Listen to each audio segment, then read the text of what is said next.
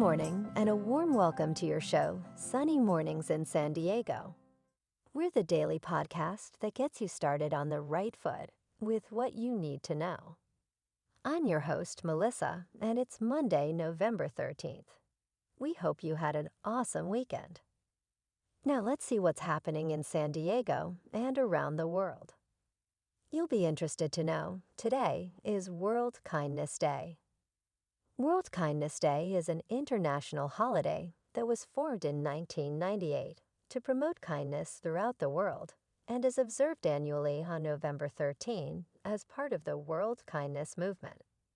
It is observed in many countries, including the United States, Canada, Japan, Australia, and the UAE, on a day devoted to the positive potential of both large and small acts of kindness. Try to promote and diffuse this crucial quality that brings people of every kind together. We hope you had a great Veterans Day this past weekend. And mark your calendars. There are only 10 more days until Thanksgiving. Now let's check out the weather and the tides in our area. It looks like we're in for a partly sunny day with a high near 75. South wind around 5 miles per hour, becoming west in the afternoon. Tonight it will be partly cloudy with a low around 54. Calm wind becoming east around 5 miles per hour. It is currently 62 degrees with 75% humidity and a bit of cloud cover. Also tonight, the sun will set at 4:48 p.m. and it will rise again tomorrow at 6:17 a.m. This week, we will be watching a developing storm in the Pacific. Temperatures will taper mainly to the 60s and 70s across the region. Rain chances are making their way into the forecast Wednesday night, with increased chances through the end of the week. Preliminary rainfall amounts are here, but these numbers could change. Right now, rainfall amounts could be around 1 to 2 inches with increased amounts over the mountains and around a ½ inch for the desert region. And today's microclimate temperatures are as follows. Coast, low 70s, inland, high 70s, mountains, low 70s, deserts, low 80s. The first high tide today will be at 6.6 feet right around 8 a.m. with a -4 foot low tide at 2:40 p.m. The nearshore buoy at Scripps in La Jolla reads 62 degrees, so you can expect the water temperature to be low 60s today. Now here is a snapshot of the surf forecast from surfline.com. A steep-angled northwest swell mix picks up a little bit into Monday. Size on this northwest pulse will be limited across the region due to the approach angle, with most average breaks generally at or below waist high. The better breaks in San Diego will push waist to chest high, and select winter magnets of Ventura and South San Diego will go shoulder height plus on the bigger sets. From the South Pacific, new south-southwest to south swell is up a notch, pushing more zones into waist-high surf as standouts go chest-high plus. With the steeper northwest swell in the mix, combo breaks can expect peaky shape at times, but likely won't be a quintessentially peaky day due to the more selective angle on the northwest energy. General conditions are variable to locally light plus. Offshore morning wind is on the cards for the next couple of mornings. Winds on Monday afternoon are looking quite light throughout the night, with only a bit of onshore westerly wind, at or below the 5-knot mark keeping most zones in semi-clean to clean surf for the back half of the day. Tuesday afternoons onshores are looking a bit stronger, but still manageable for most zones. In the national weather, the western and central Gulf coasts will experience beneficial rainfall, reducing drought conditions, but potentially causing localized flooding in prone areas. Light snow is expected in the northern Cascades, northern Rockies, and northern New England.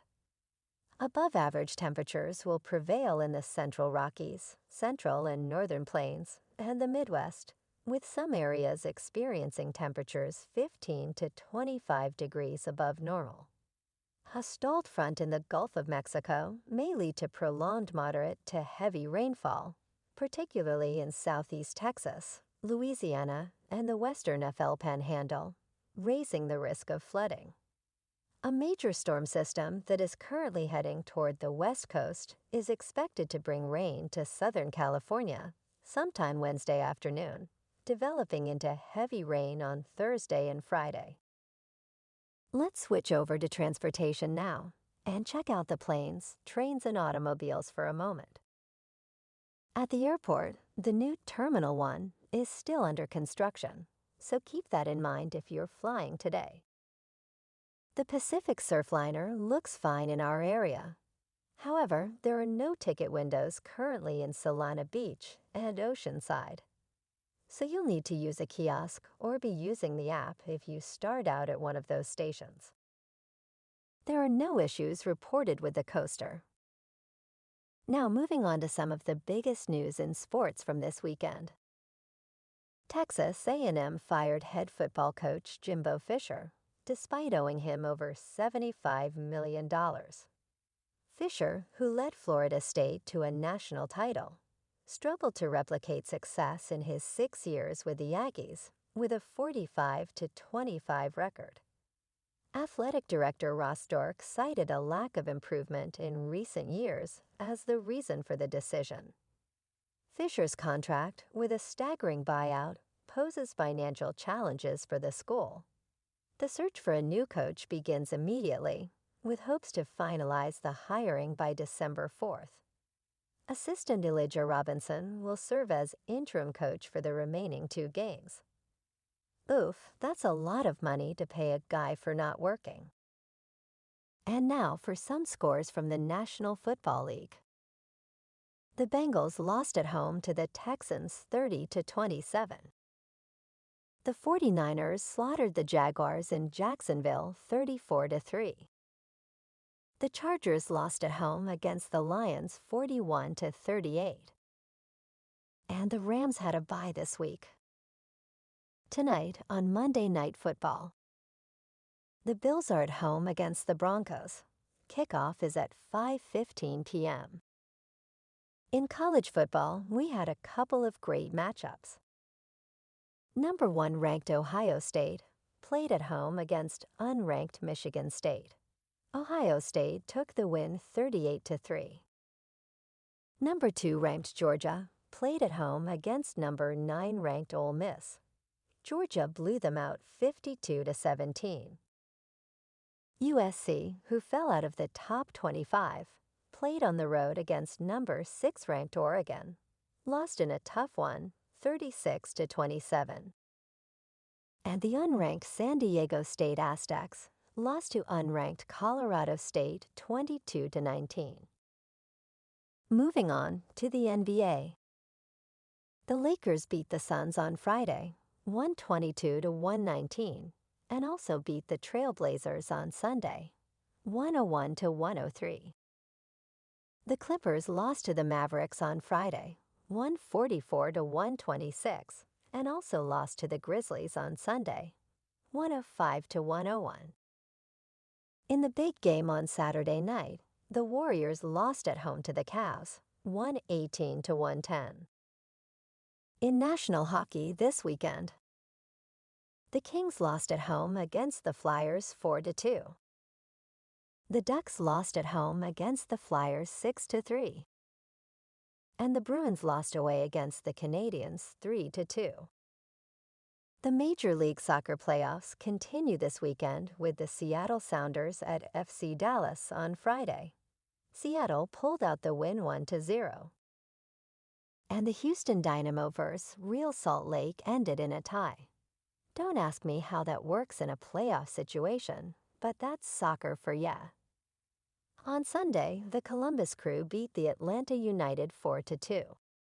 This podcast is brought to you by Socks Aplenty, a fun store located in Anytown, USA. Spice up your sock game with our outrageous designs. From formal flamingos to sassy slogans, we've got your feet covered. Are you a mismatched sock lover? Try our Mix and Match mystery bags. Visit us today and never have a dull day or dull socks again. And now, on to the tech and science news. NASA's James Webb Space Telescope has detected homemade carbon dioxide on Jupiter's moon Europa, suggesting the possibility of life in its saltwater ocean. Unlike previous observations, this carbon dioxide appears to originate within Europa, particularly in the geologically young Terra Regio region.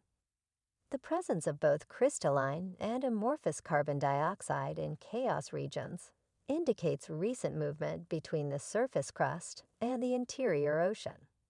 With upcoming missions like NASA's Clipper launching in 2024 and the European Space Agency's JUICE arriving in 2031, scientists aim to explore Europa's potential for extraterrestrial life.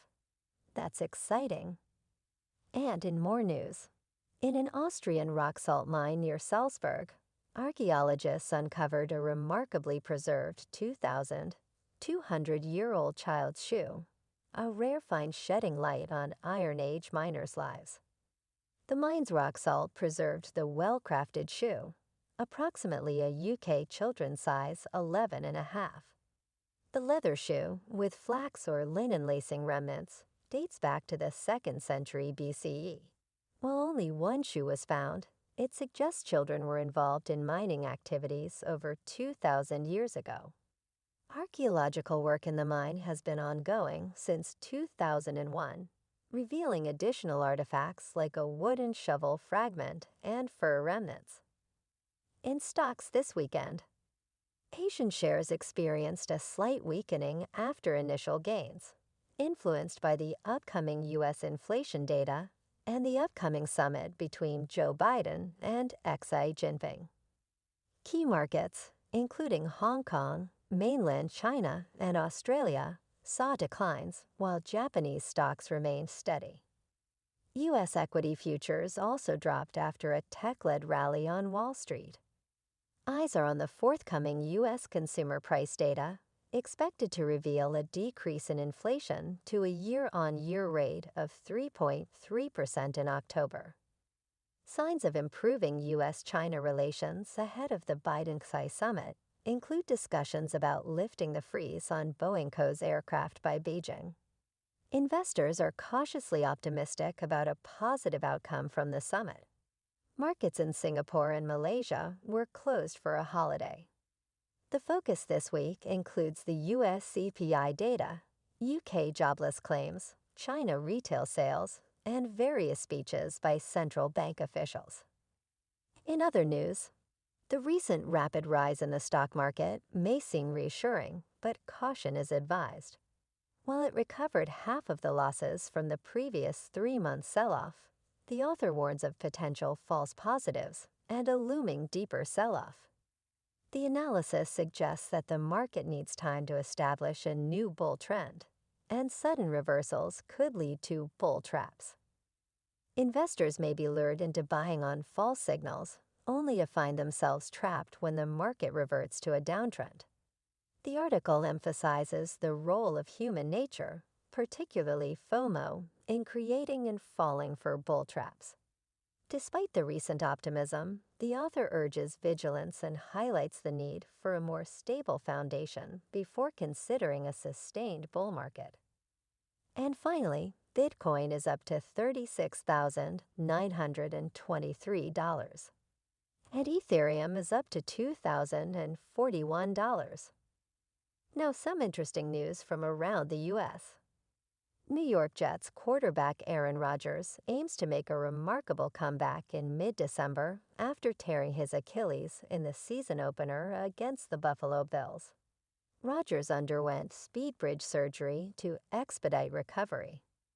With the Jets contending for an AFC wildcard spot, a win against the Las Vegas Raiders could elevate them into the postseason, ending a drought since 2010.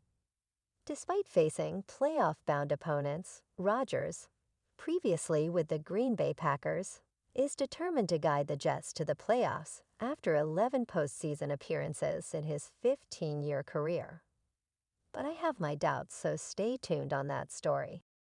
And a study by Zumper has identified Atlanta, Georgia, as the #1 U.S. city for singles based on various factors, including the percentage of the single population, one-bedroom median rent price, dating satisfaction, entertainment and restaurant per capita, cost of living, non-family median income, and unemployment rate. Atlanta boasts a single population of over 57%, ranking in the top 5 in entertainment and restaurant categories. The city's median non-family income of $71,069 exceeds the national average. Atlanta is recognized for its vibrant atmosphere, strong sectors such as transportation and film and television production, and being home to the Hartsfield-Jackson Atlanta International Airport, the world's busiest airport. Other cities in the top 10 include St. Louis, Minneapolis, Boston, Madison, Washington, D.C., Orlando, Salt Lake City, Richmond, and Pittsburgh. And this week in San Diego.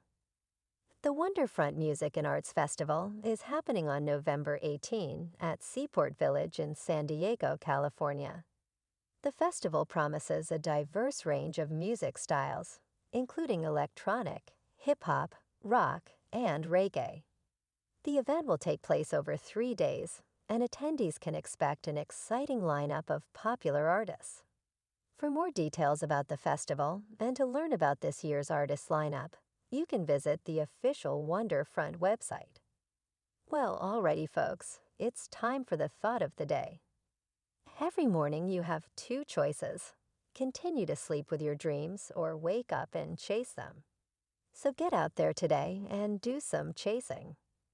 In entertainment news, the Hollywood actors' strike, lasting 118 days, has come to an end, bringing relief and celebration among performers. The new deal, negotiated by the Alliance of Motion Picture and Television Producers and the Screen Actors Guild, still requires ratification by union members. The agreement, valued at over $1 billion, addresses concerns such as the largest increase in minimum wages for actors in 40 years, new payments for streaming, and rules related to artificial intelligence use. Eric Deggans, NPR's TV critic and media analyst, notes that the union's success in negotiations will likely be assessed further once the Screen Actors Guild Board reviews the deal. Actors will now resume promotional activities for their projects, and productions are expected to restart, with broadcast TV series possibly featuring shortened seasons for popular shows this year. Keep an eye out for Rob Lowe, who hosts and executive produces Liberty or Death, Boston Tea Party, a 4-part docudrama on Fox Nation, commemorating the 250th anniversary of the Boston Tea Party. Lowe, a descendant of a participant, narrates the American patriots' defiance against British tyranny in 1773 Boston, leading to the iconic protest. The series emphasizes the event's role in sparking the American Revolution and the Declaration of Independence on July 4, 1776. And to close out entertainment news, Marvel's latest installment, The Marvels, faces a significant box office decline, opening with $47 million, marking a notable setback for the Marvel Cinematic Universe. The sequel to Captain Marvel received criticism and a B grade on CinemaScore. The film, directed by Nia DaCosta, is the first MCU release directed by a Black woman and features a rare Marvel cast led by 3 women. Well, that's a wrap for this morning. Remember to stay tuned tomorrow for more news and updates. Have an amazing day, my friends. Whether you're heading to work, an event, or just enjoying the day, stay safe and enjoy your day to the fullest. We'll be back tomorrow with another Sunny Mornings podcast. Thanks for tuning in.